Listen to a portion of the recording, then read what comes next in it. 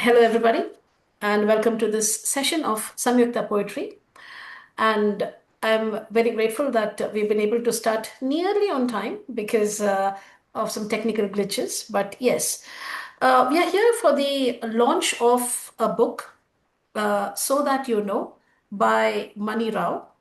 And it makes me very happy to be one of the people who are going to be launching it online on account of not just the fact that Mani is a very good friend, but also because of the kind of book that this is. We will come to that shortly. But before that, I would like to introduce our panelists for today. You have Mani Rao, well, the poet herself. You have Shekhar Banerjee, celebrated poet, and somebody who can place a very sensitive and warm light on life itself. We have Priya Sarukai Chabria, celebrated poet, and someone whose book was recently discussed at Samyukta Poetry, Earthrise, a work that was monumental in terms of its elemental understanding of the earth and what was, what is, and what is to come. We are also happy to have with us Debolina Day, who is an academic, critic, and a wonderful poet. So these are our panelists. And if everybody could just hold up the book, we would love to see you having it in your hands. So this is So That You Know, and it is now currently, I think, launched into the world. Yes, Mani? Yes, absolutely. Thank you. And special thank you, Sonia, Priya, Debolina, Shekhar. Look forward to this conversation. Be kind to me. And we are joined by a wonderful set of people online who are with us here on Zoom, as well as, a significant number will be joining us on Facebook as well. So, just a word about So That You Know before we discuss it. Uh, when I read this book, I mean, starting with its quite fierce cover, as you can see here, I think that will come up for discussion shortly. I found that, essentially it is about life. I mean, that goes for a lot of works of poetry, but somehow this was not just about living or dying or existing for me. I felt that it was also about that very, indefinite space that is there between two breaths, the one that you take and then the one that you're about to take. And for me, that represented a space of very decisive indecision. It was that kind of a space when I read So That You Know. And, because right at the beginning of this book, there is this work called This Marriage, and then the next poem is That Marriage. And this book very interestingly says very profound things in a very unprofound manner. It doesn't, carry those hang-ups of, holding up a finger and shining a light behind kind of a thing. That just doesn't seem to be Money style ever, because I have been avidly reading her over the years, and, her interpretations, her takes on poems that, or let's say works that people take so very seriously and, hold above their heads even in times of crisis. She has somehow distilled them to their very essence and soul, and told us that, this is what it is, that kind of a thing. And for example, there is this work in this book called it starts like, how many oceans?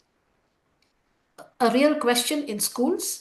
The answer is four, five, or one, depending on your vintage and philosophy.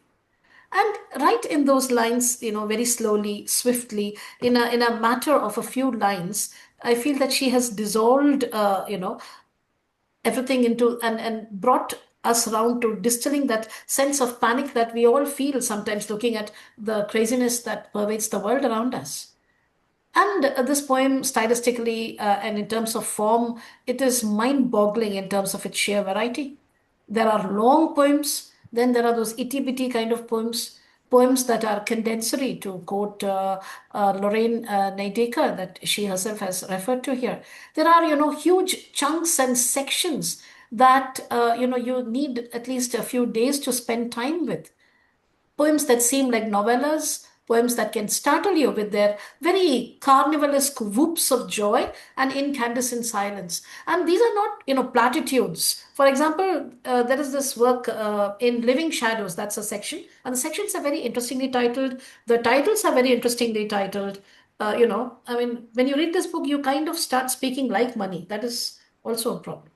So there is this poem, this entire section that has, poems that glow white in a black background, and that gloam in these in black lettering in white backgrounds. You have it here, see, and then on the next page you go and you have this. So, Living Shadows. And in fact, the poem on 252 is one of my favorites. I would like to read it at some point, and in some terms of the visuality, in terms of the way that they are able to express. There are poems, old poems, there are new poems, there are poems that are making their appearance for the first time. So much so that, this very generously proportioned book can be called the nearly representative best of Mani Rao, because there is so much more, and there are so many other works and aspects of various other poems that need to come in. So we can't even go into those yet. So Mani, this is a beautiful, brilliant, buzzing bee of a book. You must forgive the alliteration. Okay. Thank you. So, on that note, I would like to take the discussion over to our panelists. So we'll start with Priya. Why don't you tell us your experience with the book, please? Well, let me start by saying that I'm very grateful to Mani for this book. Truly grateful, because reading it is really energizes one, And to quote my friend Alvin Pang, what it does, what he said is, when I read a good book of poetry, I want to go and write myself. And I think that is what Mani's work makes you do. It really fills you with a lightness and an energy, which is phenomenal, because it uh, is so condensed and sharp in a way, cutting even, yet tender and quivering. So it gives you this whole toss of emotions and very precise imagery, whittled down. It's everything is whittled down in the light of a truth. She never fudges on that, and she never plays with her readers either. She takes it there direct. But maybe I should start with reading a poem of Mani's, which had something to do with me commissioning it. Shall I do that? That would be Yeah. great. Yeah. Yeah. So this is the Kashi Triptych. It is on page 75. And there is a backstory to this. The backstory is very simply that it was during COVID that Dante's 700 years, his death anniversary, was being celebrated worldwide with a poetry collection, an international poetry collection called Divining Dante, okay? And 7 guest editors from 7 different countries were asked to pick 10 poets each.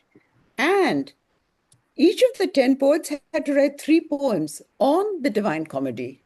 And as you know, the Divine Comedy is divided into 3 parts. You have the Inferno, which is really the hell of sinners. Then you have Purgatory, where repentant sinners who are redeemed, can go up to this higher place. And finally, you have Paradiso, which is the rise to grace. It's a story of the progression of an enlightened soul, shall we say. And I was wondering what Mani would do with it. And there she came up with Kashi Triptych. Now, Mani was obviously an immediate choice, and most of the people who've written in praise of the book are also there in the same anthology, and you can read it for free on recent Works Press on their website. So please go ahead and have a look if you want.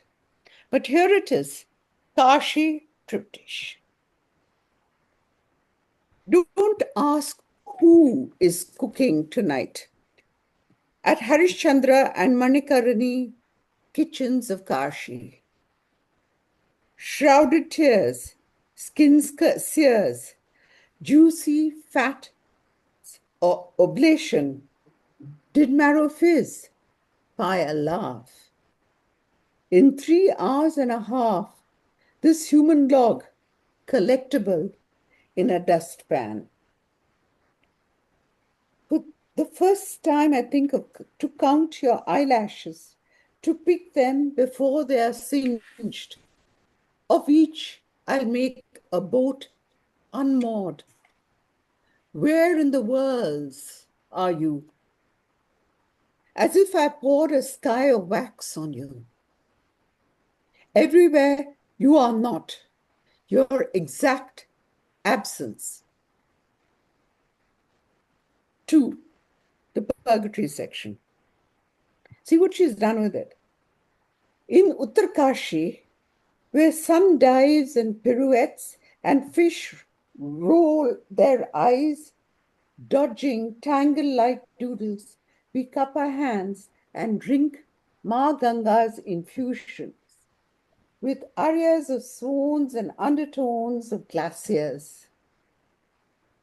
Sweetness rises, air floats sinless.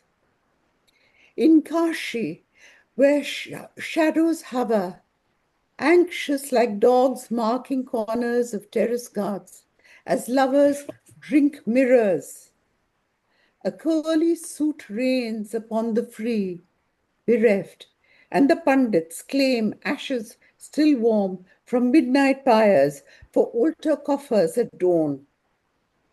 Hey Vishwanath of Kashi, O Mount Alchemy, here I am, weightless. Now take me home.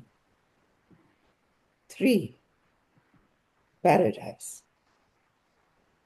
As long as mountains meditate, this river will be wet. So long as boatmen paddle a lullaby for the dead before the sun strikes and water turns cold. We row to a spot churning upstream. Hand your ashes over to the current. Ashes can't swim. Hangs on to algae on hulls, falls into arms of coral, scraped and bitten by fish, shat along gorges and flats. Why else do river beaches shine? What is mica made of?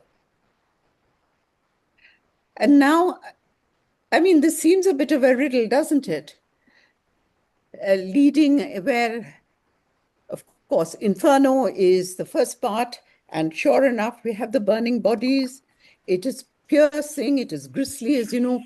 Doms crack the cells of the corpses so that the brains don't burst out oozing and bubbling from inside. It's really gruesome. And there is the search, as everyone knows, who has lost someone and has gone to a crematorium. And that search, that upward glance to the sky where she talks about covering the sky with wax, and where in the worlds are you? The presence so absent, yet so present. And it's such a sharp and weird feeling, almost as if you cannot believe your own materiality. This is what I found.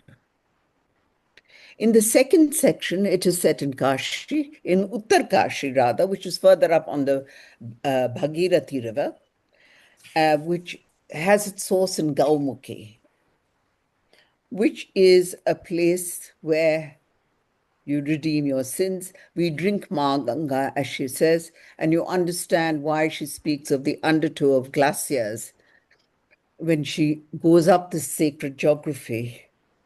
And each time with Mani's poems, there is an exactness of setting. You know, Kashi strays, anyone who has been to Kashi knows of the strays.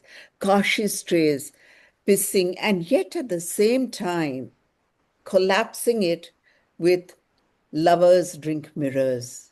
These two sides of life, the materiality of it, the ordinariness of it, what I call the everyday sacred, one over the other, so thick, nothing left out.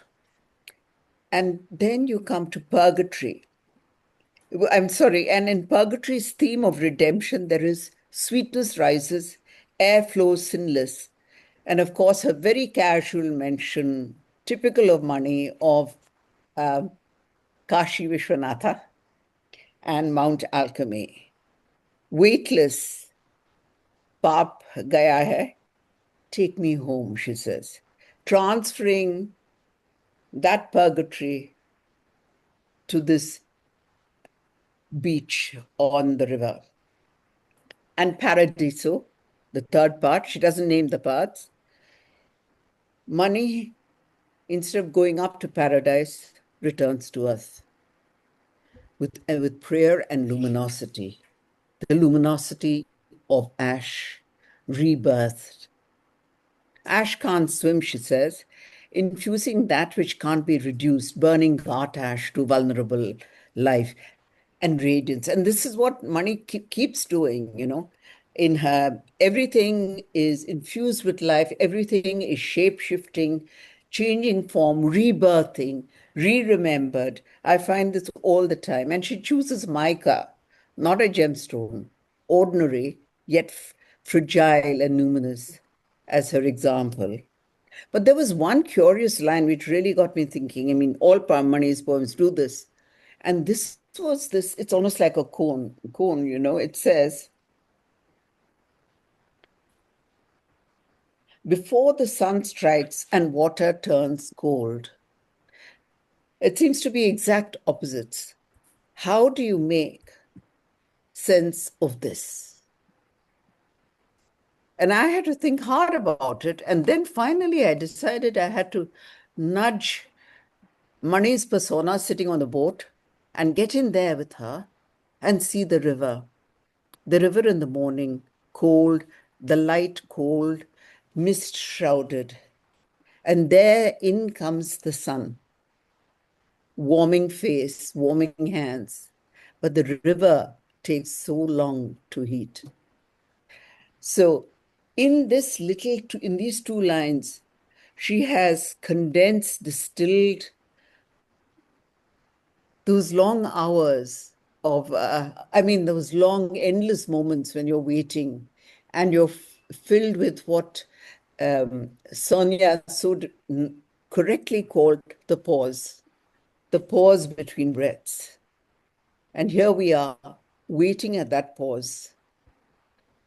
Then the sun shines, the river is cold, but we leave the ashes and then rebirth, and the ashes are rebirth to luminosity. And if I may say, make a couple of remarks, you know, when I think of Mani's poems, I think of two words. One is the word morphing, and the other is the word marrow. Morphing, obviously, because everything changes shape, everything is alive, dissolving, reappearing, starting a new combination as they are dunked and absorbed in the body of language, in the body of writing, in her own body, and rebirthed, leaving no litter. She's very spare as she dunks you in, as she dunks the words into this flowing body of language and pulls it out. And morphing also because meanings, I find in Mani, morph and grow, you know, from a specific and sharp accuracy, an image, a word image, a thought image, very sharp, to resonate, and it ripples outwards. in recombinations, growing outwards in larger cycles and circles of significance. It's this huge trampoline effect you get with Mani's poems, which unwind slowly in your mind. And Marrow, I think because her poems cut to the quick, to the core. These insertions are made into yourself, as it were. It has clarity and it has a translucency, which is quivering and exposed, you know. The tenderness, the compassion that you see underlying Mani's poems, that makes me think of this quivering marrow, unprotected. And marrow is also, let's remember, fertile, creative, like the marrow cells in our bodies within within bones, which produce blood and stem cells that grow into other cells that give us immunity, that give us strength, as it were, to face life. So on this note, I think I will stop right now and continue later. Mani, comments? I want to tell you that it's actually a fact that in Kashi, if you want to go and take a dip in the Ganga, you have to go really early in the morning before the Yeah. sun rises because the water is more warm. And everybody will tell you that, the boatmen and everybody will tell you that if you go after sunrise, the water is going to be more cold. This is actually something that you will know if you go to Kashi and take a dip. It's to do with what you said, which is that the water takes much longer to become warm, whereas the air becomes warm much faster. So it has the opposite effect. So that is actually what happens. Um, So I wasn't sitting in the boat with you. No, you imagined it right. You said the water takes a long time to get warm. You're absolutely Warm. right. So it by contrast, it feels more cold because then your body has become warm and the air Yeah, has yes. become warm. But this is not just a personal experience. It's something everybody is told Yeah. there that you better go there before sunrise, you know? Mm. So yeah. Uh, on this, I think it was such a great opportunity to write this poem. Um, I had a deadline. I think there was like about a week or 10 days left, and Priya would send me these reminders, and I didn't have a single line written. And I was just wandering about in Kashi, and I just kind of basically passed it off as a Dante poem, you know. I thought, okay, what can I do? I have to write a poem. I don't know anything about the soul, so I can't do a poem on that. So I thought, all right, I know something about the body. And then, of course, I was, hanging out on the ghats. So I started there and I made the connection with hell and burning and fires. But after that, I think it's really so generous of you to say that there is, three sections. I had to do it in three sections. That was your brief. So I created three sections, and there had to be a journey, if I remember right, in the brief. So I created the Yes. journey of the corpse after it's cremated, after it's burnt, like what happens to the ash. So I followed that journey, and everything that was around me just jumped in. The fact that I was seeing the curly suit on the steps of the Mm. ghats, and that there were Yeah. dogs Yeah. and there were lovers and there were all of those things that were around me. The real details just came right into it. But that's why I But changed the it does title, mean, because it's not Kashi after Dante, which is what I called it for your anthology. But I felt it was a little bit of a stretch. And of course, I could see all the faults and I'm not going to tell you all the faults I see. So I changed the title to Kashi Triptych. So it does follow the three parts and the journey. But of course, it's not Dante's world at all. It's in Kashi. And but it was still triggered by that, it was still inspired by that, and I'm so glad that it can be a part of that whole line, you know yes, so but thank you. oddly, yeah, but oddly, Mani, when I first read it at that time for the anthology in the COVID crisis, I didn't see how close the journey was, your journey was to in its theme, in the way it Yeah. returns.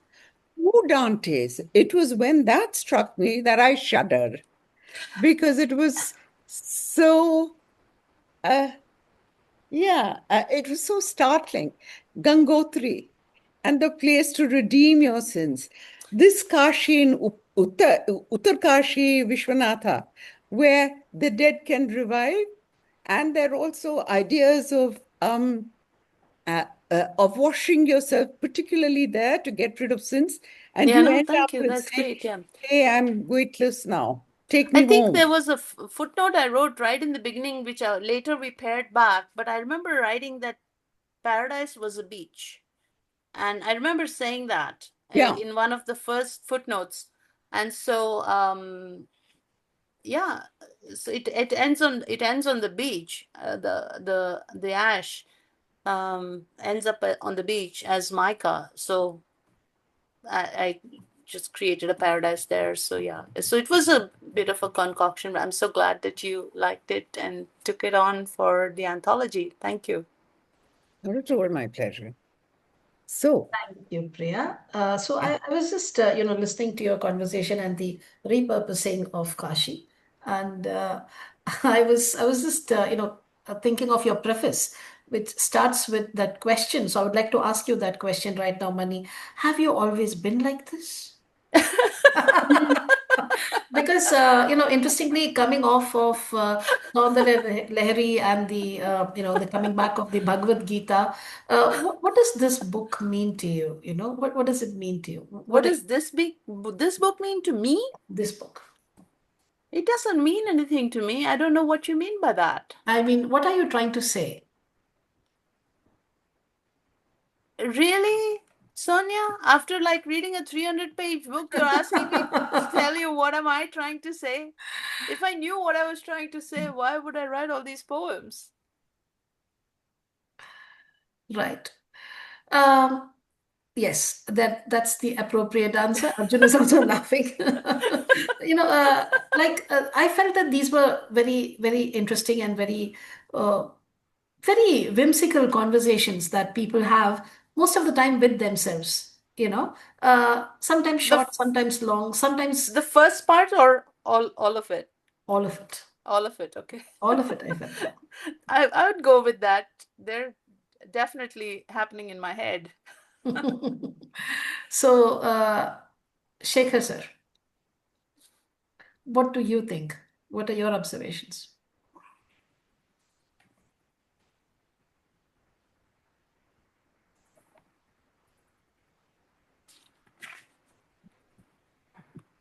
Well, good evening to everyone on the panel and to those watching live.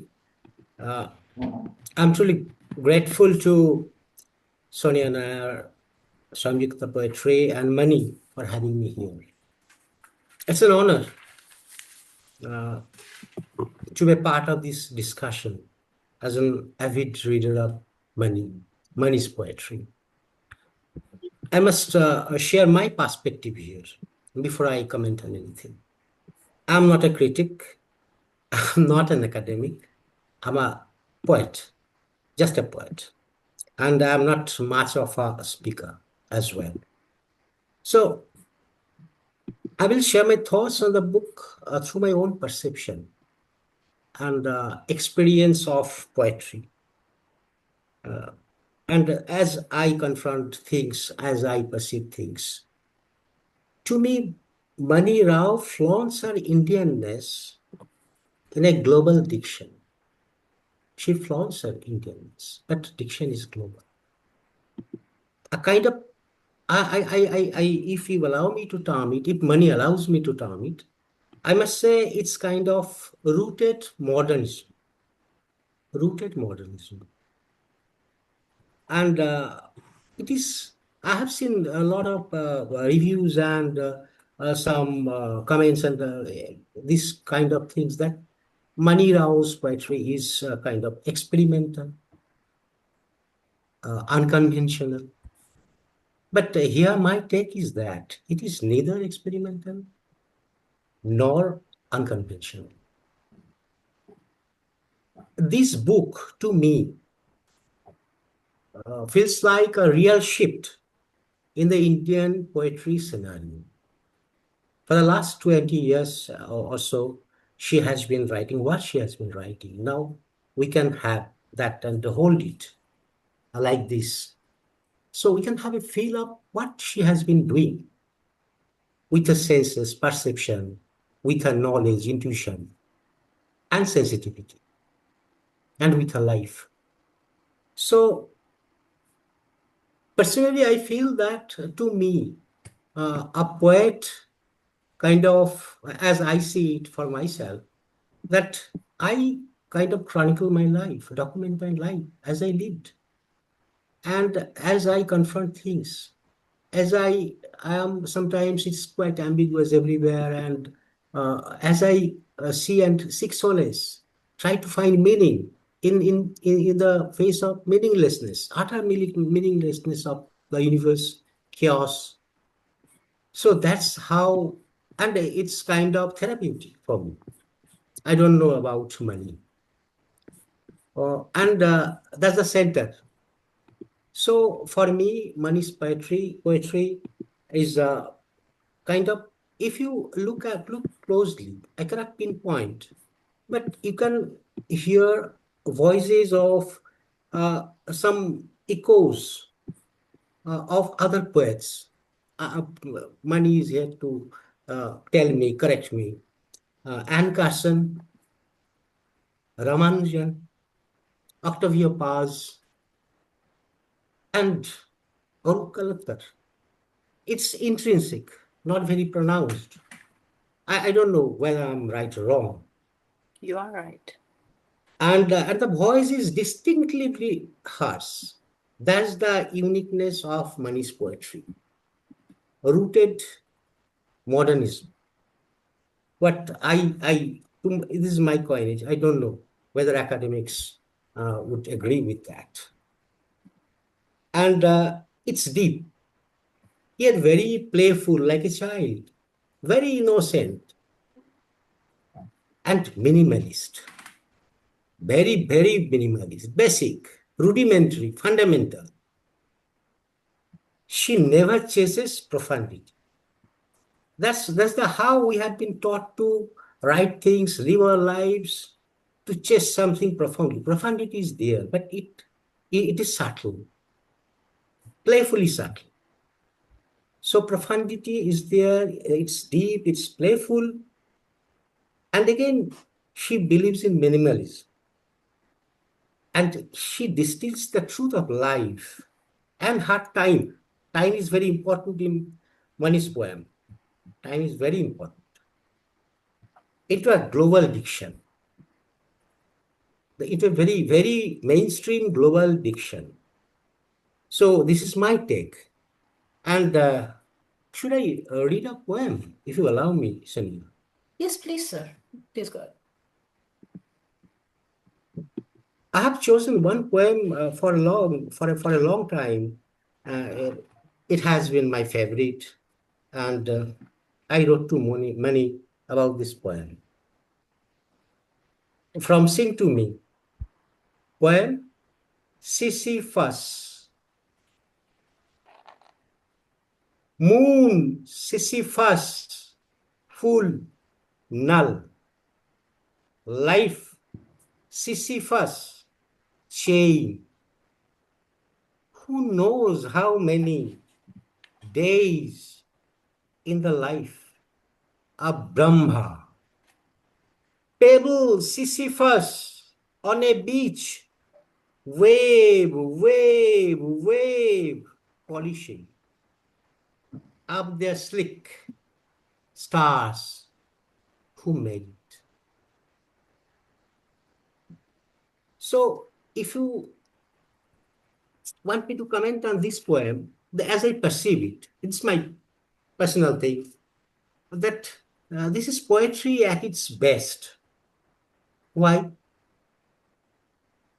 Money folds time, space, meets, and whole philosophies into a handful potent words.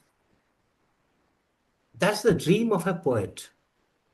Symbols, pauses, silences. You see the structure of the poem here. Structure is very important to Mani. Pauses, as I read this poem, it's not that I tried to do it on my own. It's intrinsic in this poem. I had to do this. And if we just, it's nothing more, nothing less. Very potent words. Pauses, silences. Now, everybody knows about the Greek Sisyphus. His journey is upward and downward, endless, futile. And if we look at Albert Camus, we see again Sisyphus, the absurdity of in Sisyphus, in myth of Sisyphus. We push, we fall. We push again, try to go up, to get something, to do something, to be successful, to attain life the way we think, we dream. Then again, searching for meaning in the middle of vast sense of meaninglessness. It is our utter chaos. There is no meaning unless you try to give meaning to life and your time. This is my take. And if you look at Kafka, Franz Kafka, Trial, one of my favorite books, everybody's most modern book of the last century. We face the trial without any end. Everybody faces that. It's the system that makes everything futile. It's kind of bureaucratization of soul. We dream, we think, we imagine, but within boundaries, borders, and we are given so much. What should I say? The fragments. Your life should be led this way, and we tend to follow that. But at the end of it, we come to understand why we are doing this mainstreaming. Who said that? So now in this poem, why I love this poem, Mani tips the stone another way. She invokes intertextuality. And it's not that academic pursuit. It's a belief. She wanted to interpret time in her own way. If she wanted to interpret life in her own way. So she calls the moon, the waves, the stars. She reminds us of the Indian cosmological idea of Brahmas, vast, unimaginable kalpas, endless. Science also tells us that. Where time repeats in loops. In science, the time repeats in loops. Not as punishment, but as necessary force for creation, for renewal, this cyclicity. Now, here, how she interprets Sisyphus. Here, Sisyphus is not tragic. He's human, like us, like everybody else. And our mundane existence, daily existence, our small dailiness, the things we do, our struggles, all these things folded into a larger, deeper, universal rhythm. She shows us without writing tomes, without doing, what should I say, writing comparative analysis and doing research, something. So that's good, because Poetry is all about the finest art, where you can concise some 1600 volumes into a few lines. So that's poetry at its best. And life, if seen through this lens, is not meaningless. And we feel that. We ourselves feel that. We say that if not this in this lifetime, then next life. Or there is no life, whatever. So we know our limitations against a vast reference point. But it's not meaningless, it's natural. Because the art, the world, the universe, the time, and life, they don't bother about you. They bother about the whole cyclicity of operation. So it's cyclical, like moon phase, and even sacred. So this is my take, my personal take, the how I interpret this. Here, Mani would be the best to comment on this, and I would be really happy to get her opinion. Thank you so much, Shekhar. I mean, if I was a student, I would love to just sit in your class and listen to you. It's so nice. I mean, the way you went into it, I mean, it was wonderful. I don't have anything to add except I I'm so glad that you pointed out the structure. Structure is really important in this, and the fact that you're forced to pause.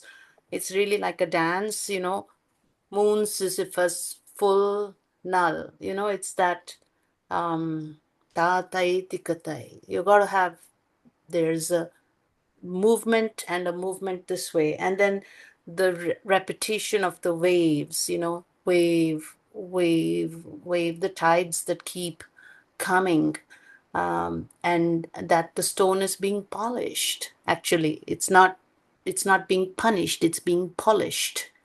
So yeah, no, so the breaks and the pauses are forced, and this is really a dance that is like a movement going backward and forward. And yeah, thank you. Thank you, Priya. Thank you, Shekhar.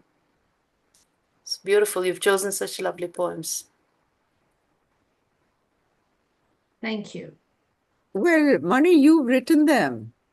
Oh, Well, that's there, but yeah. So, and it's glorious, this multiplicity that we are seeing in the writing and in the comments, So now, You're on mute, ma'am. yeah, Priya is on mute. Yeah, okay, better. no, I was giving it to you. I think I said my bit. So I was giving it back to you and to Develina.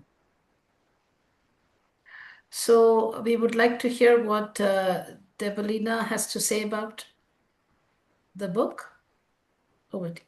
Firstly, thank you so much for asking me to be a part of this. I first started reading Mani when I came across Saundarya Lahari, and there were parts of her that book that I sensed and felt and necessarily didn't understand in that sense. And that's the way that I sometimes, to use the metaphor of the wave, like to sort of be in the presence of words, just sort of sensing it.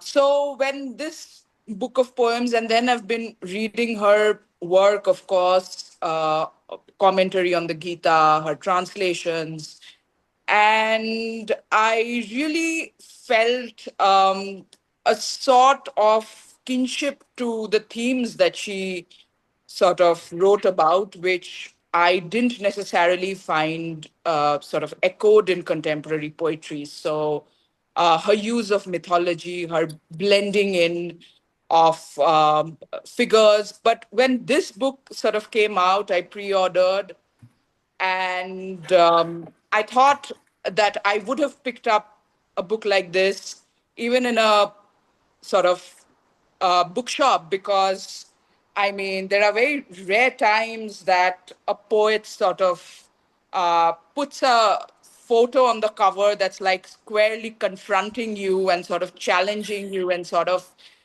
there's a defiance about that photo that is not what the poet's photo, which is also there. There are two photos, and I would just pick up this book of poems just because there is a confrontation in the way that it's just so that yeah. And there's that frame, and it's just that persona. I mean, there's a range of voices that everybody's spoken about. I would pick up this book of poems also because these are not poems that you can just read on the internet. It is a book in terms of the way that it's visually sort of ordered. I think Priya has spoken about the fonts. There are these photo essays and there are poems. So I actually read the first time I got the book, I just read and just like, sitting near a sea and just letting the water sort of lap over. But then I I one day woke up at night and I saw the number 3.33 and I thought of money because the poems that I'm going to read, taking off from Priya's talking of the triptych, um, terse poems. I love her terse poems because, as Shekhar said, because of the economy of expression. And if you just read the poems, you'll feel some of the poems actually talking to each other without necessarily them sort of being linear. So the three poems that I'm going to read spoke to me, and they're absolutely terse poems. One is on page 11. It's titled "I'm Not Afraid of Death, I'm Afraid." So it's just three lines. I'm not afraid of death. I'm afraid of inconsequential sunsets, of fingerprints on spectacle lenses, and always waking up at 3:33. So the other thing that visually sort of, it's like a grain of sand getting under your sort of skin is uh, no, like, full stops. I was like, there are so many poems. The poem before that, Run Feet Run, and no full stop. I love that. But so this is the first one, talking of a triptych. This is the first of my triptych that I just read. And it just ends with "and always waking up at 3:33. The next one is called Love Poem at 3:33 a.m. And again, if you look at the visual symmetry of this poem, it's like Shekhar was talking of the jaggedness.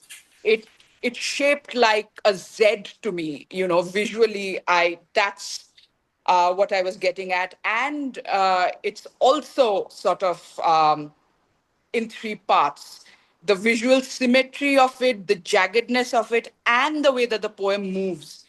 So I'm going to read Love Poem at 3:33 a.m. I see her eyes in water. Suddenly, the water is full of ice. Splashing my face, I'm shy. I tore out the wind chimes to listen. You were racing through my veins. The curtains did a two-step and swirled. I'm leaving you. Even in my dreams, I'm leaving you. You don't believe me? Even in my dreams, you don't believe me. That's the second poem. And the third poem that I'm going to be reading is called a five-word poem. It's on page 148. I love that poem because it's made up of five words. And it reads like this. It's called five-word poem, five-word poem.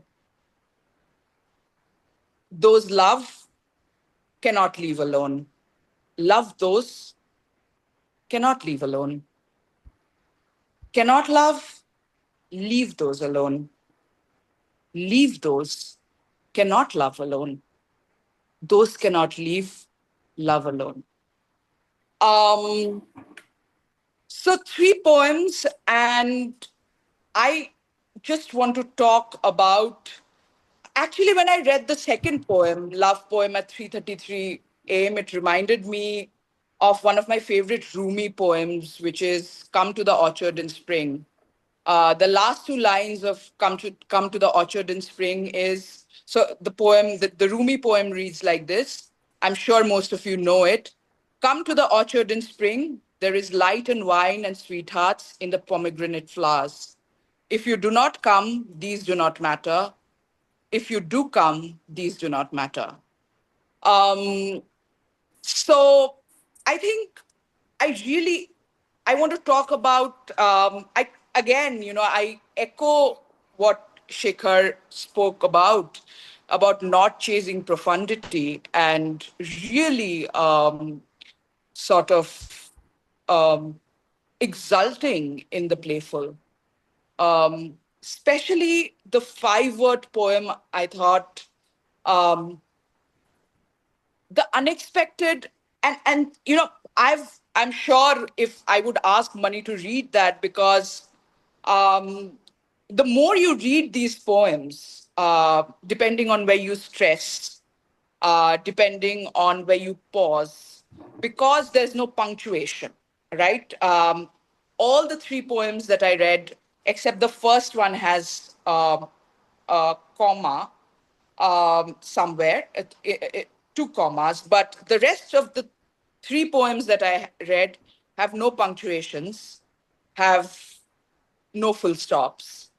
And depending on how you read them, the more you read them, the more you read it aloud, depending on your mood, the poem shifts. Um, and for me, these three poems are symptomatic of the triptych, because uh, there is, I find, especially in the second poem, Love Poem at 3:33, there's a movement. It's like light entering water, but it's not a reflection, but a refraction. So I think of the letter Z because it's like there is a certain. So, for example, I see her eyes in water. Suddenly, the water is full of eyes. There's a mirroring, but in a different way. Splashing my face, I'm shy. Sudden rhyme, right? Um, Eyes and shy, but it's not a neat symmetry. I tore out the wind chimes to listen. You were racing through my veins. The curtains did a two-step and swirled. And here there is that turn in the poem, because the last line, the paragraph of the poems, is unexpected. If you read this poem, the economy of the visual rhythm of the poem, like she was talking of the tal, at least when I was reading it, I could almost see the tal. Not just in the 3.33, but even in the way that the poem is arranged. I'm leaving you. Even in my dreams, I'm leaving you. You don't believe me? Even in my dreams, you don't believe me. I love that. The economy of that expression, the surprise in the use of the word even. Um, there is such a beautiful mirroring throughout the poem, but with unexpected turns. And this is one of my favorite, I think, aspects of the poems that I chose to read. They're absolutely terse, um, like the fingerprints on the spectacle lenses and the lack of full stop, for example. I was like, there's something there in the poem that gets beneath your skin, it's going to make an oyster or something. It sort of itches me. It sort of itches me. I'm like, oh, And every time I see 3:33, I think of money now. Um, again, I'm not afraid of death. I'm afraid of inconsequential sunsets, of fingerprints on spectacle lenses, and always waking up at 3:33. Um, it ends, 3 lines. Um, then she also has poems like Pathetic Fallacy on page 72.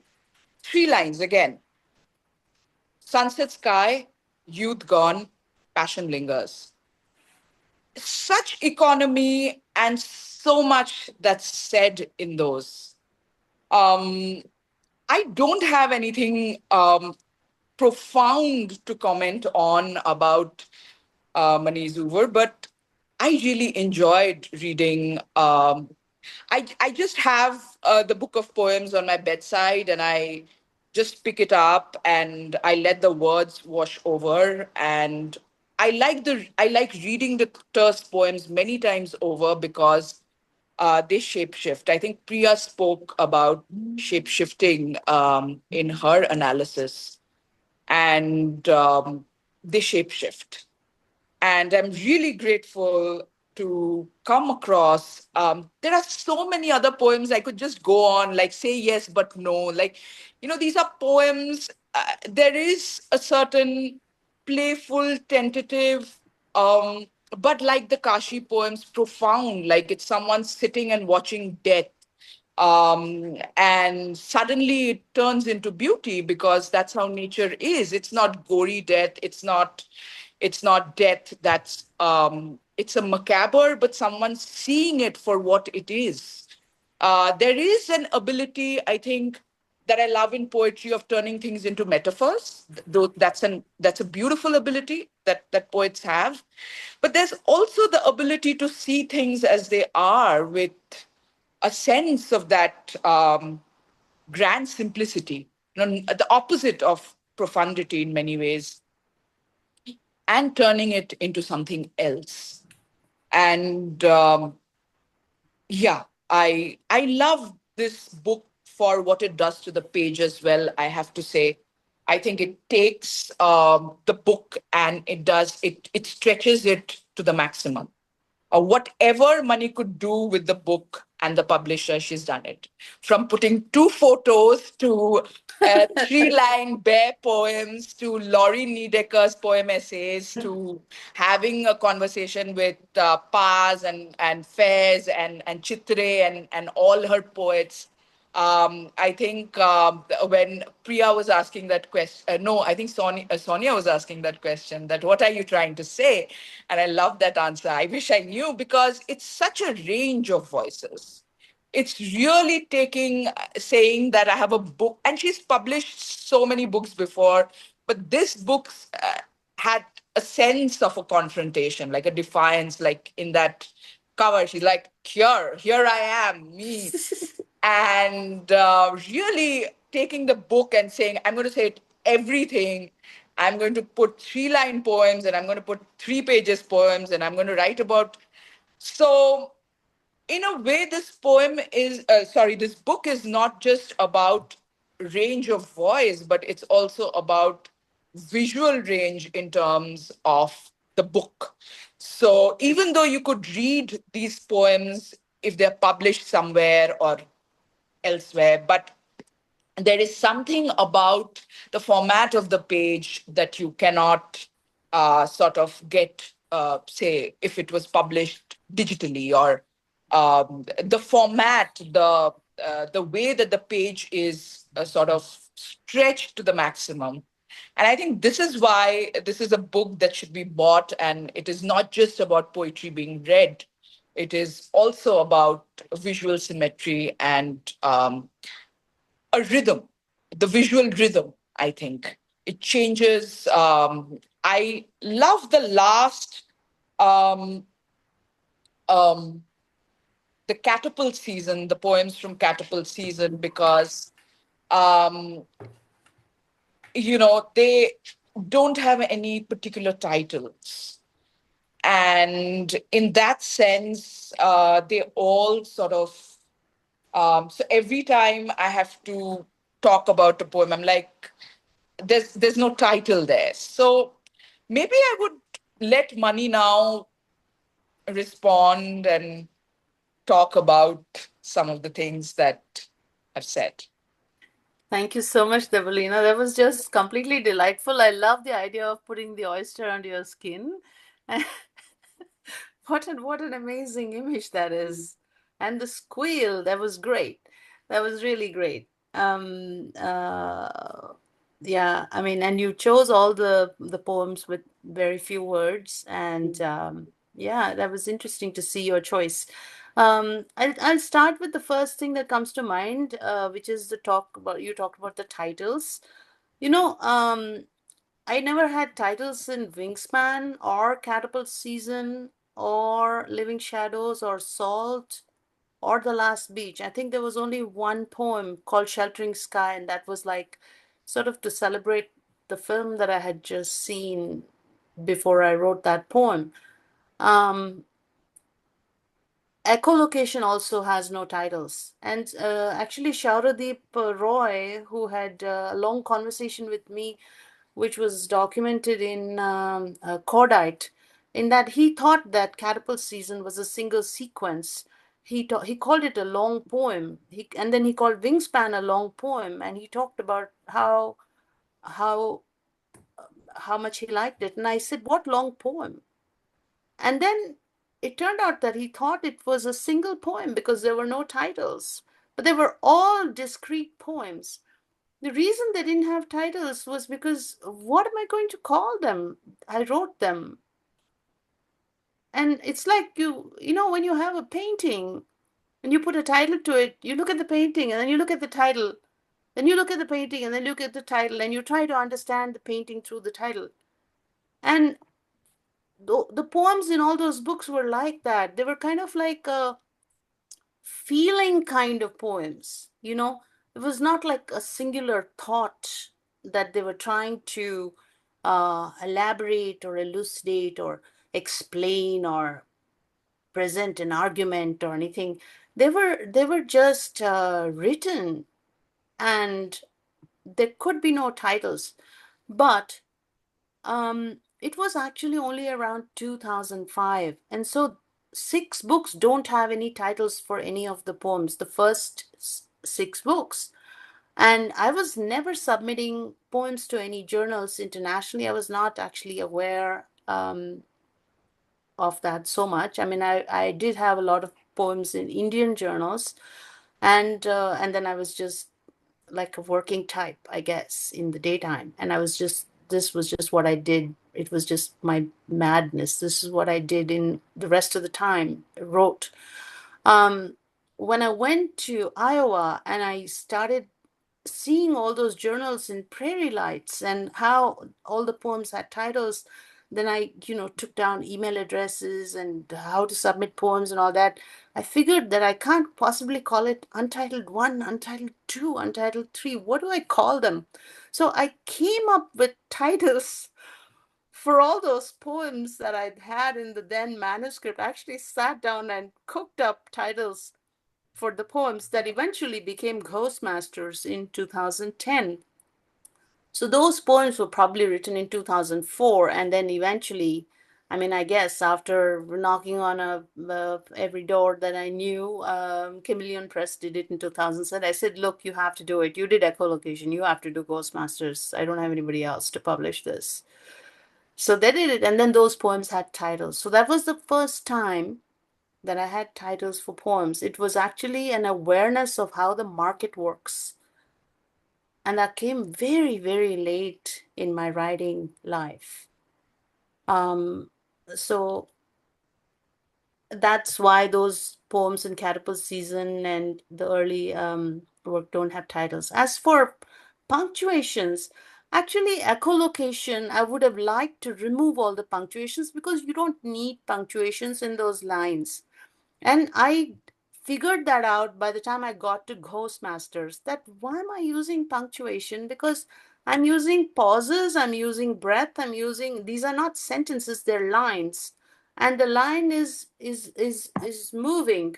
And so it is like there is a conversation happening between the lines. What's the punctuation going to do? You know? So it didn't really make any sense. It was not necessary. If a line has been stopped there, and the next line is the next line, obviously, you can see it with your eyes. Why would you need a period there? So, or even a lot of the other lines, like in echolocation, when it says, for example, arranged again in parallel lines, my bare feet face the door, welcoming the railroad of time, space. You can't breathe in that line. Arranged again in parallel lines, my bare feet face the door, welcoming. Okay, there's a pause after door, perhaps. But you can actually, there's no need to breathe in that line. So there is really no need for any punctuation. And it's not going to help anybody. But I didn't want to take the commas out of echolocation because it would have been like gross misrepresentation. It was published with all that punctuation. But Ghostbusters doesn't have hardly any punctuation, except where it's really necessary to get that point in that line. You have to understand it in a particular way. So there is a comma or a dash when you know that this is referring to the next line. Yeah, so I think I've said enough on those 2 points. One is titles and one is punctuation. So then once I get to Ghostmasters, which was, I told you, published in 2010, I have not used any punctuation in poetry. No, wait a minute. There may have been some poems with punctuations. Yeah, there are, but it's not a lot. It's not a lot. So The what about more argument kind of poems have punctuations, like, the dotted line that Sonia read out. There's like a concept there. It's like an essay kind of thing. Yeah. Roger. what about this poem, Reading Her Writing, on page 36, for example? Okay. Very Yes. Very interesting. So there, now I don't know how much of this one. Yeah, it's in many parts. yeah. It's in many parts because they're all individual poems. Okay. Actually, they're all individual poems, and this is one of those. Let me. In fact, the title probably applies most to the first poem in that, right? Where there is like, here's your triptych again. There is the scene. Let's call it mountain, river, whatever. Then there is the easel, like somebody is painting. Then there is the person who is painting, and then there is you watching all this. So there are these layers. So when I read her writing, because she's got the page, the easel, and she's writing about the scene. So I'm that much removed from that. So I'm describing the scene, and so those square brackets I thought would help. With creating that layering effect. I don't know if it worked, Debulina. I think it's great to see your perspective. I think there are so many ways, um, one can read it. But the moment you speak about this layering, um, I think the poem blooms in many ways. The way you read sort of blooms. I think it's amazing for us to have a chance for you to speak about this process. I think these are the things that um, one doesn't get unless one sometimes asks the poet these questions. But also your interpretations are also really nice. Like, for example, when you read the love poem at 3:33, you put a question mark in your tone. You don't believe me, Yeah. is what you said. But Yeah. you could also read it as, you don't believe me. Yeah. Even in my dreams, you don't believe me. So it could be a statement too, but you gave it your interpretation, and that was nice, interesting for me to see. In this, the parenthetical marks are actually like asides also, in the Right. sense. That's how I read it. Yeah, once you say reading her, you don't really need writing. the That's writing. that's one possibility, but you could come up with other possibilities like that. My lenses, the vexes off. Lenses, convex, vex, vexation, vexes of Her body. her body off, and again writing. So you could like sort of reduce it back from this side to that side and read it. Yeah. And she grows tropes. And then there is like a qualification there, vibrancies, and then another qualification, oral sculptures. So there's a layering there I was trying Yeah. to do.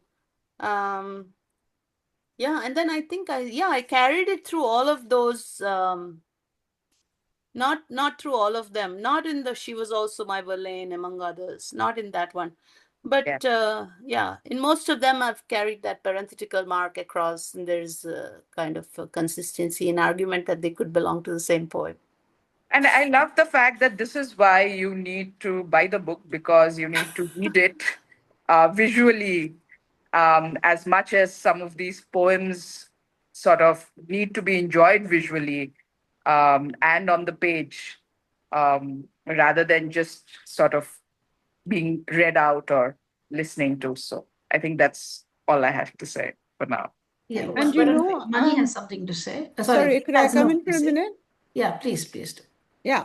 So, there's a line which Alan Seeley has written, a poet and a writer who we both like very much, and a friend, right up in front, which I think in a way gets to your losing of punctuations, because I find that's happening to me too, and it's right here. In her newest poems, Alan writes, she offers up her body, her own question mark, preparing for erasure. And I think there is this, it's not at all grim. It's, on the contrary, it seems wise, and a way of doing away with a lot which is unwanted in you, and yet allowing what is very important, the other people to come in with their breath, how they can make the poem their own. Because I think as one grows older or matures as a poet, you often want to, you become more spare, because life seems just that bit clearer, perhaps at times. So I thought what Alan said there was shockingly profound, insightful, and I wonder if you agree with that, Mani.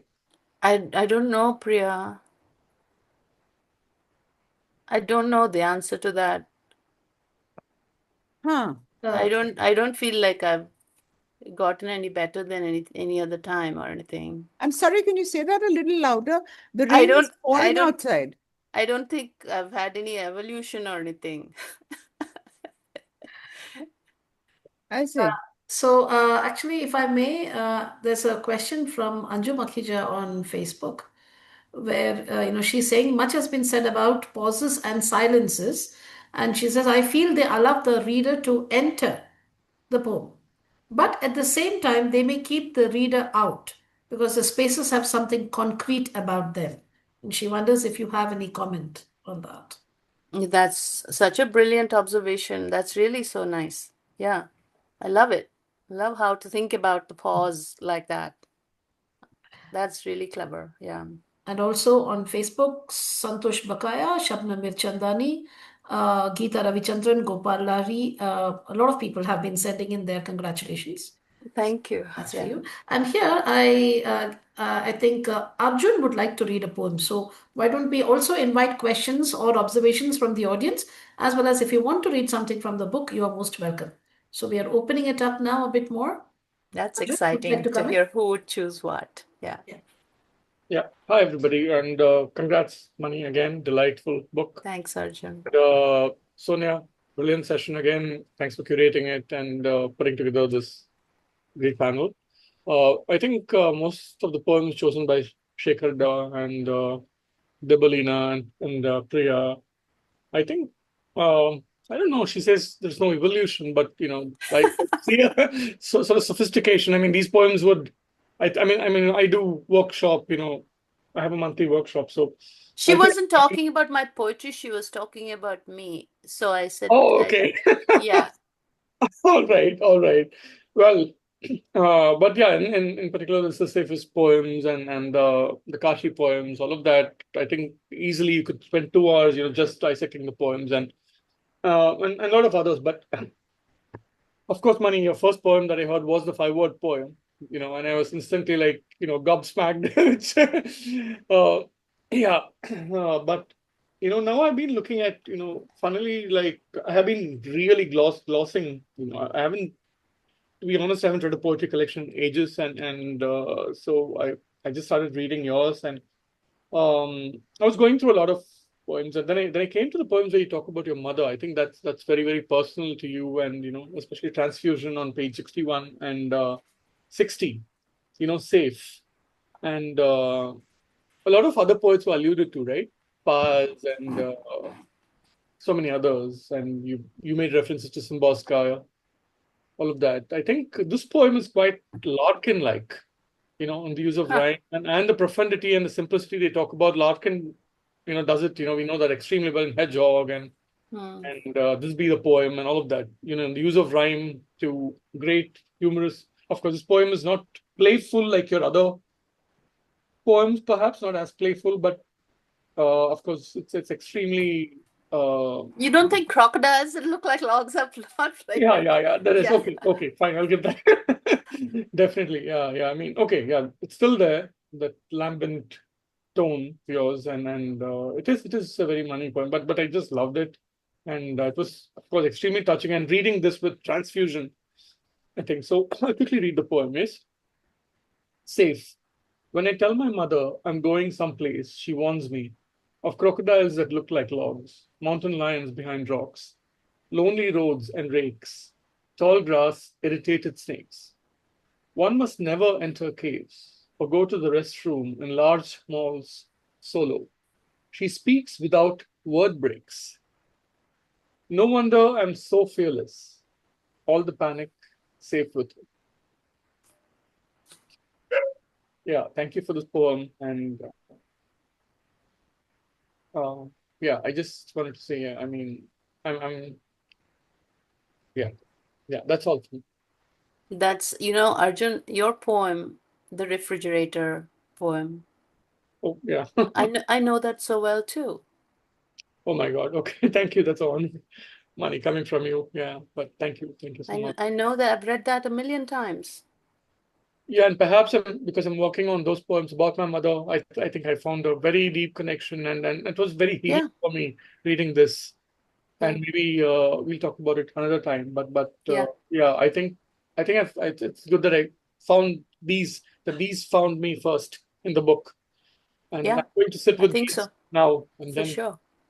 Yeah, but thank you for these, and maybe somebody else could read Transfusion if you have time, or that's okay. Or yeah. Why don't you read it? It's okay. All right, Transfusion. All comes down to the galactic holes of her fingertip. As if smoothing out a creased lifeline, I stroked her palm all night. Not a wink. Her eyes pinned the blood bottle, bead by bead, rolled like a rosary.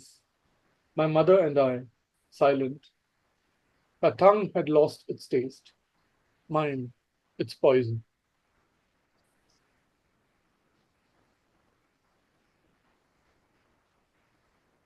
Mani. Yeah. There has to be a silence that comes after this poem, no? Yeah. And I don't know the title. I think I missed the page, but there's one where maybe you'll be able to remind me. The one that says they should just take our mothers and make them nicer and bring them back. So The magic wand, the wizard poem. yes, the wizard thing. Yeah, Mani, would you Were I mind a reading it, wizard? please? Would you mind reading it? Who? The wizard thing. Me? Yes, please. Okay, so that's Arjun, the tell one us you're the page choosing for number me. now. Were I a wizard, there would be grilled cheese sandwiches ready to eat on trees, crisp French fries instead of beans, all dentists in jail, teeth made of steel. We'll keep our moms, just wave wands to make them nicer. Thank you. When after I got this book, I was going through that in bits and pieces, and then one day I had to take this early morning journey, and I set out of my house at 3 a.m. thereabouts. So there is the three reference there, and I was at the station waiting for the train, and I was reading this book, and I got onto the train and I continued to read this book. There was a very irritated baby in front of me, and somehow, the baby, the train, the journey, and where I was headed, all of that just came together and, made this book even more special than it is. And then I came to your one of these sections that says, Sing to Me.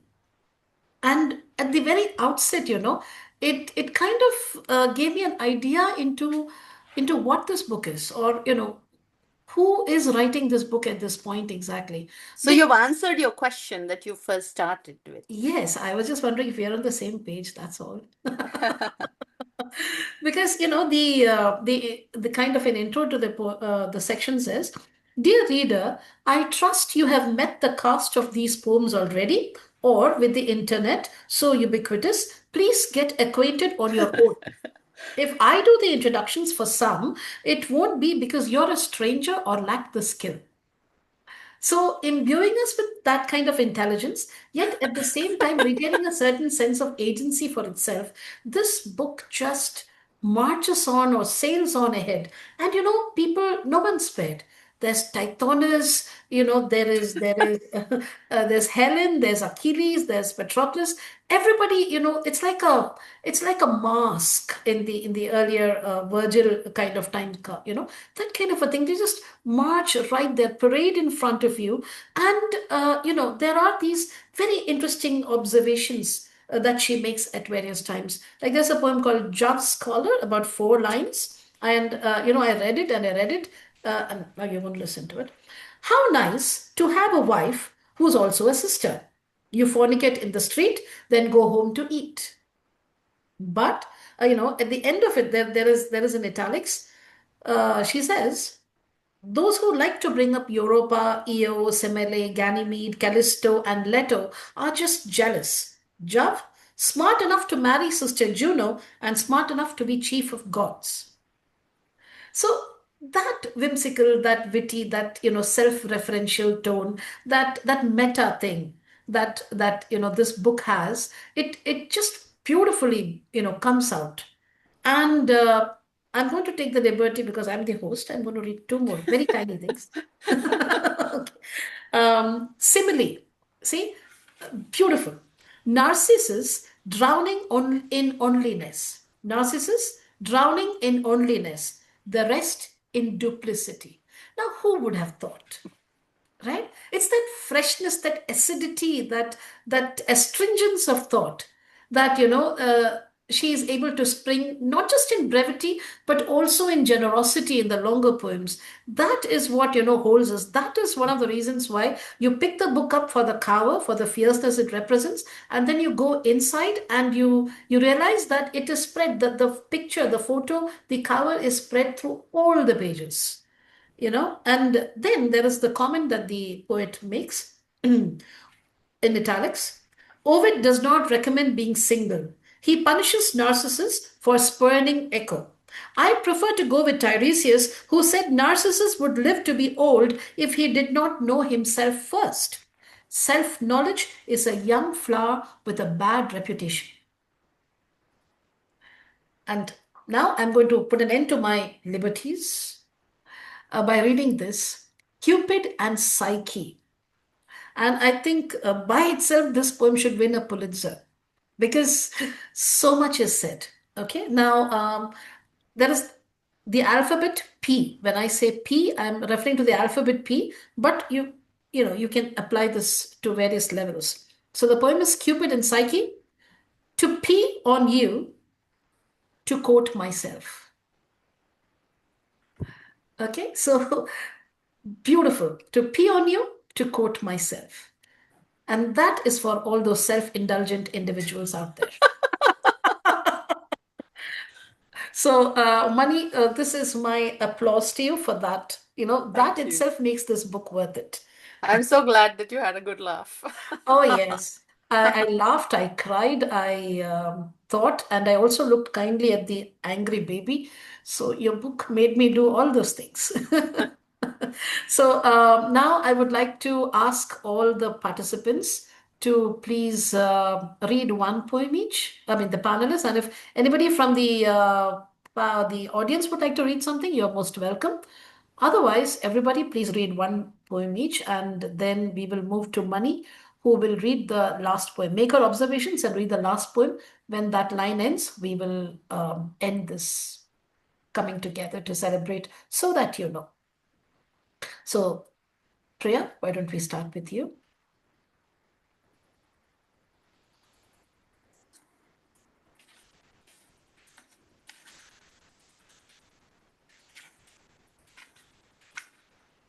You're on mute, Priya. We are starting with you.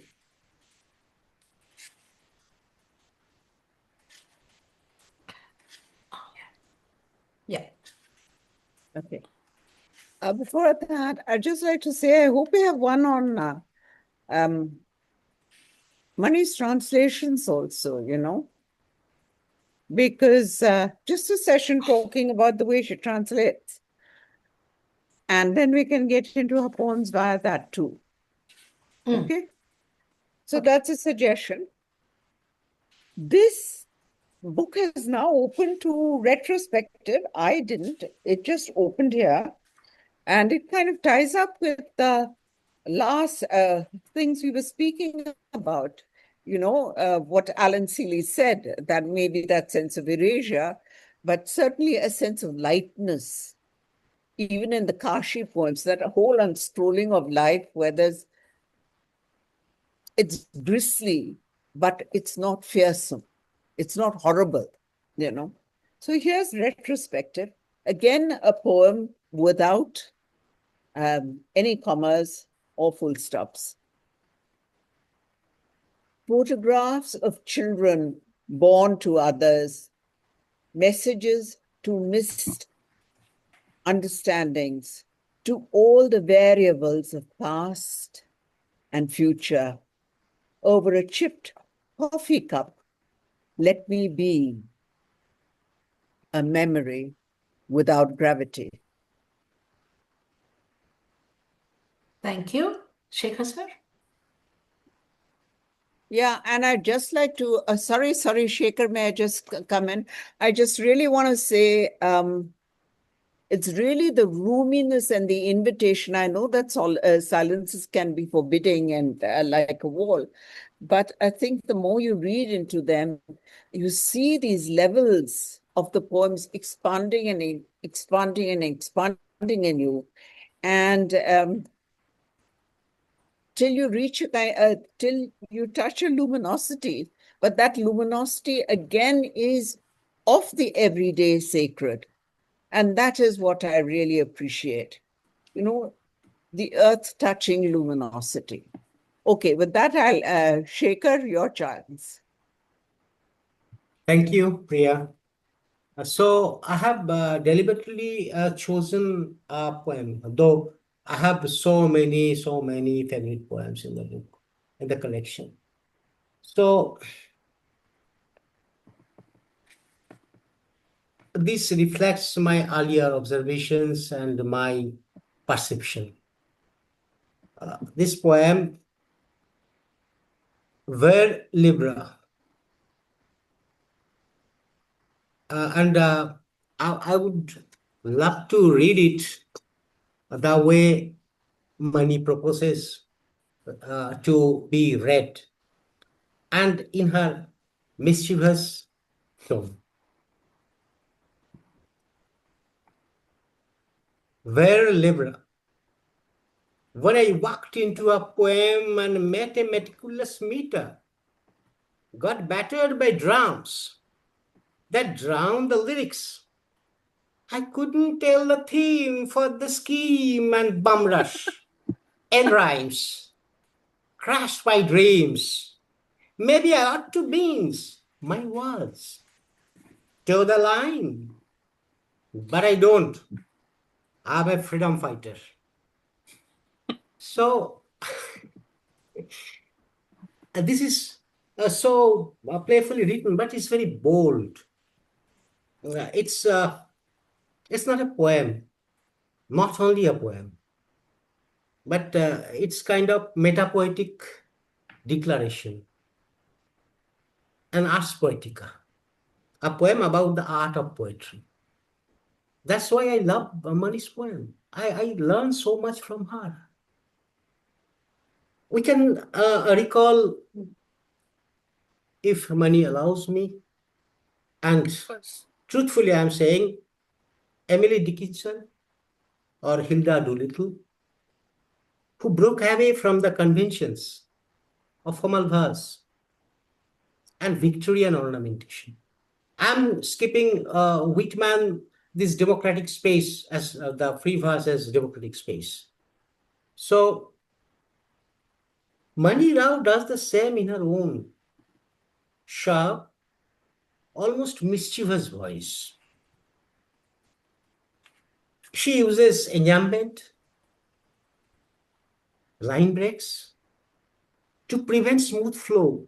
She knows how do end rhymes and all, and so that to the reader it runs quite smooth and fine. Because here, at least in India, we have a long, thousands and thousands years old tradition of listening to slokas, rhyming things, everything. This is intrinsic in our blood, but she intentionally prevents that smoothness, that rhythm. She uses irregular, informal words. Some examples: bum rush. Nobody would have imagined using this, a serious poet, in her poetry, in her poems, would have thought about anything like toe the line, very bold statement, to sterilize. She uses those to sterilize the high, serious grandiosity of formal verse. And it's intrinsic in her. And look at the poem, the last two lines. But I don't. I'm a freedom fighter.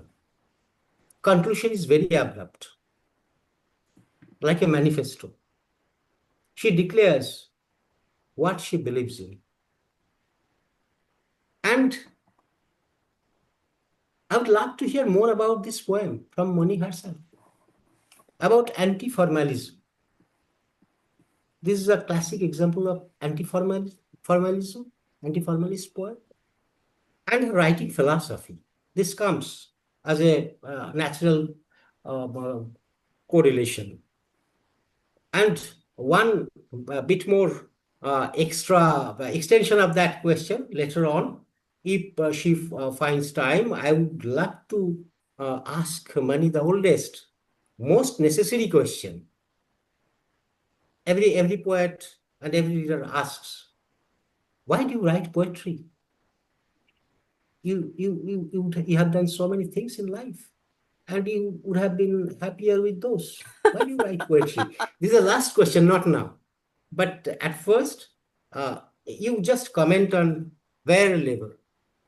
See, you speak of anti-formalism. I don't really worry about that discussion so much. I would say that every poem of mine has a form.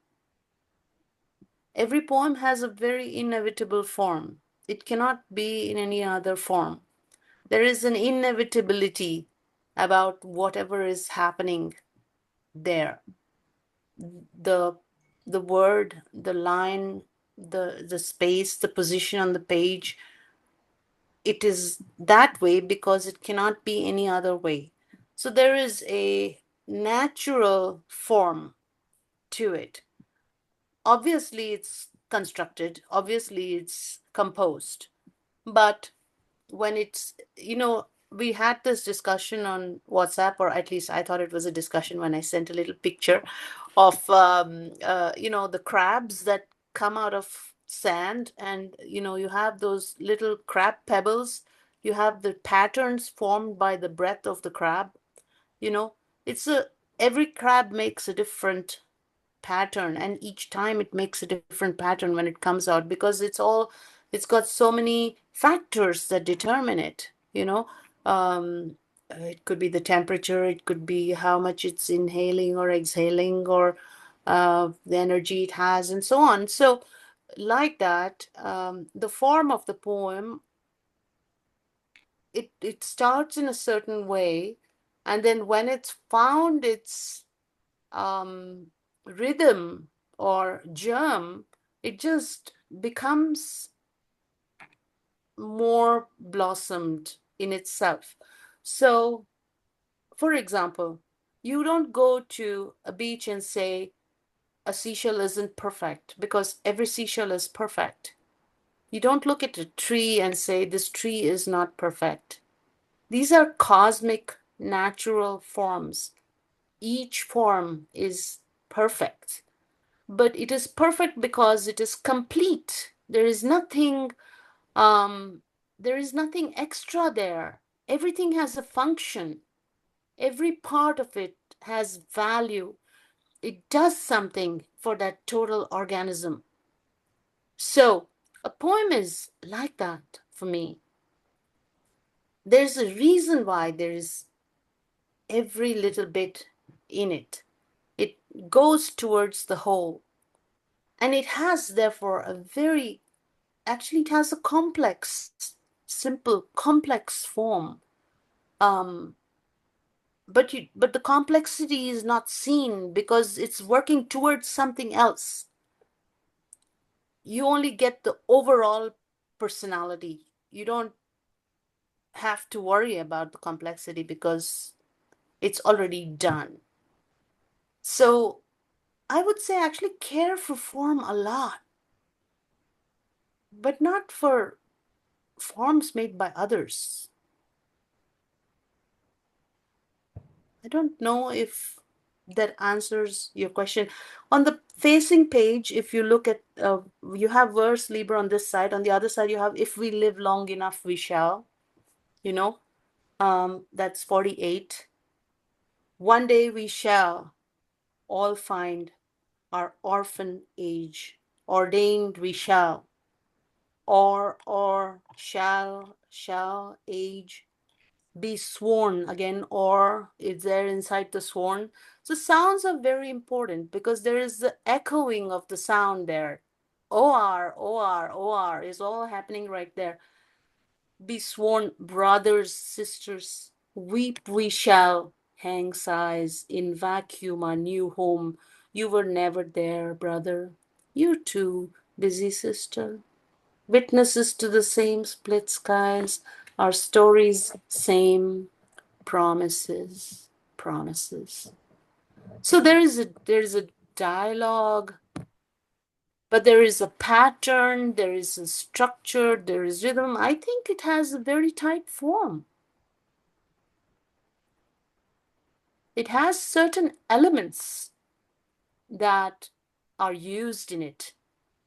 So that's how I would define the form of those poems. Verse Libre is it's imagining like a scene. It's almost like you're entering, like, I don't know, like a jam session or a bar or a pub where there's a band playing, perhaps. But it's a poem you're walking into, And so the meticulous meter, again the met and the the sounds there, and then you have the drums and the lyrics, and then the theme and the scheme. And then the dreams is just a joke there, the end rhymes crashed my dreams. And then it's, maybe I ought to mince my words, toe the line, but I don't. I'm a freedom fighter. So then it just breaks free at the end from that pattern that's happening there, within that poem. So, yeah. Thank you, Thank you Mani. so much. Yeah. Thank you so much.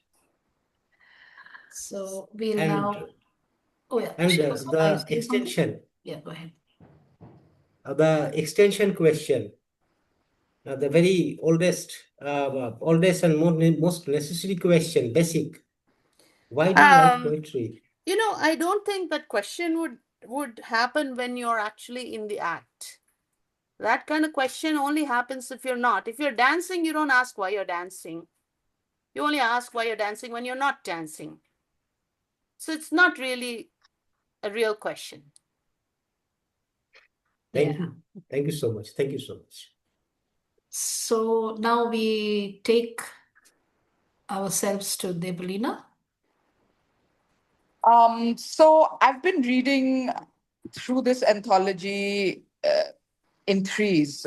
So I'm going to read one poem, but if you have the book, maybe the echoes that I saw. One was Island. I love the second kind of poems that I loved were the ones where she shirks company. There's a real need for a sort of meditative loneliness that I absolutely uh, sort of felt a kinship with. One is called Island 23. The other one is called page 59, Finding Family. And the third one, page 266, a poem that starts with You stabbed me, I stabbed you. Mani, which one would you like me to read? Whatever you like. Um, Finding Family is of I love that poem, so I'm not going to read that because, or maybe I will. Okay, I will read that. Okay. Finding Family. If family is an adverb, what verb does it describe? Famish, you said. That's what families are made of. Lunches and dinners, the famished gatherings.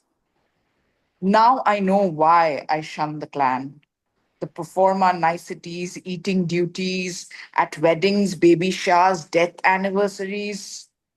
Why I meet friends at restaurants famishedly. So that play upon family and famish, the hunger for family, but shirking of family, not family, but company, kindred. I love that. Maybe I'm going to quickly read the third one as well, page 266, because it's a poem that stabs and uses a knife. So I love it. um, um, you stabbed me, I stabbed you. Now you follow me like a rebuke, carry your face like a wound on your neck, hero, worm, bleeding eyes. There's a chill open field in our scene where we meet after half a life. Let loose, poison and please. After 1 year of invisibility, you're plumper and darker like a tree, while all my teeth have turned black. Raise your rusty hand and slap me when I say you don't love me. Go, get guzzled by death. I love that last line. It's almost like a shirking, but also pulling closer. And there's a bit of that movement. There's a thesis and antithesis. There's a going closer and coming back. There's a little bit of a dance. Um, so I and then there is it's very passionate. So I really like this poem. Yeah, that's me. I'd like to, Sonia, may I say something? Sure, please. Yeah, actually referring back to what Shekhar was talking about, the shlokas, etc., and the rhythms that Yeah. are very available. There are so many other aspects to that whole mantra idea. And it's not just about the sonority, because obviously there is a sonorous rhythm to these when they're the incantation and the shlokas.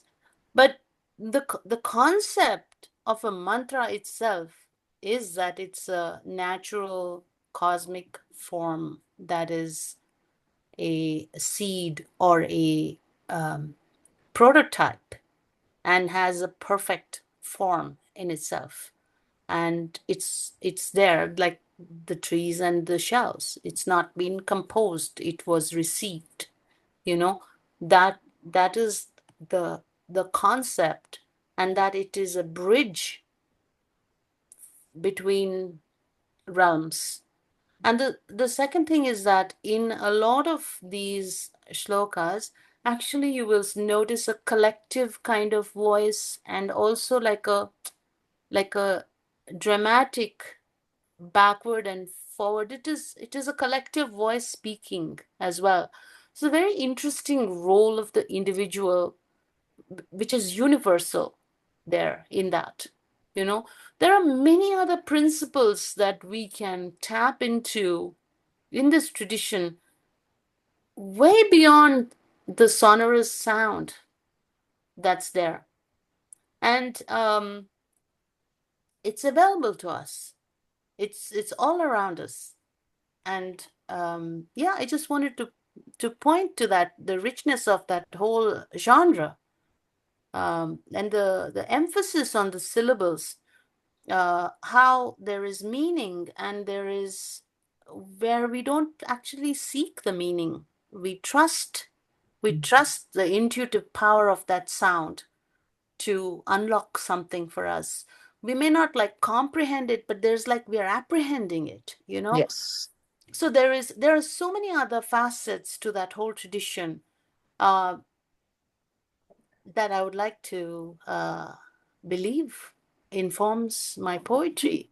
So in that sense, when you said rooted, I was so happy with that proposal. Yeah.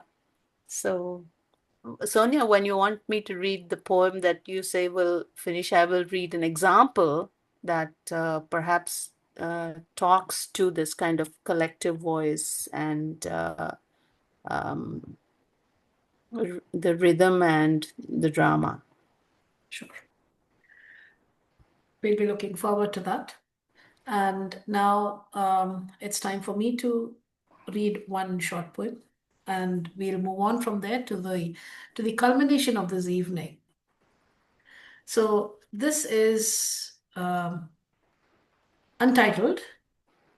My shadow comes home at night, howls at my grave, till I open my coffin and let him in. In the sun, I split open a seed, and we walk, me and my dog. This is a very intelligent book. It's a book that takes us through very many experiences. It's a book for all times and for all seasons. That's what makes it, that's what gives it its longevity. And it's an experience of shared spaces. Just as in this conversation that we've been having, so many people came together and they shared those experiences. They saw what Mani saw. We were able to see through these words things that are reflections of our past, things that are hopes for our future. In those, in that section that I said, sing to me, there's a poem called Fated. It's Feted. But the way that, it strings together people, warriors from Greek times, it starts off with something like, what does Odysseus do when the Odyssey is done? Which is a question that I have asked myself time and again, which sometimes I've heard echoed in, various places, like when Buddha tells Angulimal, I have stopped, when will you? From there, it goes on to Iraq, it goes on to, across time to the Mahabharata, and finally, it comes to a point in a conversation between Krishna and Arjun. So, Mani mentions that, she was talking about poetry, and she was saying how people, when they are dancing, nobody asks why you dance. So, Mani, in that sense of the term, I hope your dance continues. No, others do ask, but the dancer doesn't ask. Okay. So, in any case, may this dance continue. May these singing that you're doing, may it continue. And so that I'm now transferring Thank you. all So agency grateful. to you.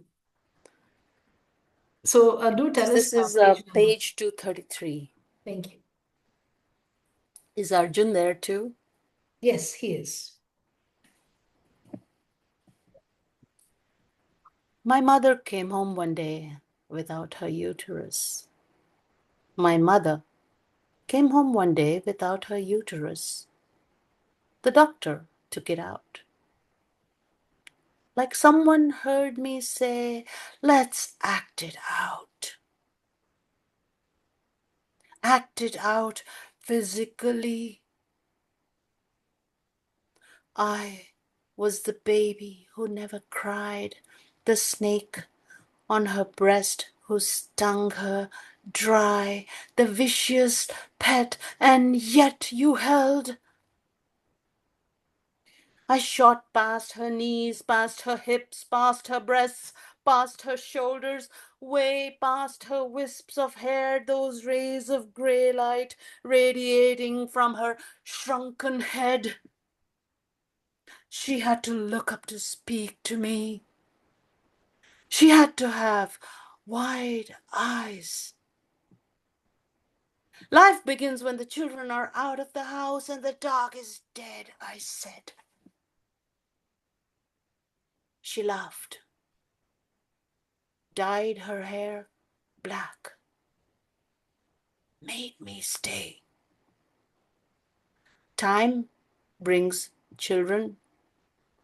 They burn holes in our stomachs, pop our belly buttons. Death makes sense. Weightless in your sticky fluids, too long you kept me in.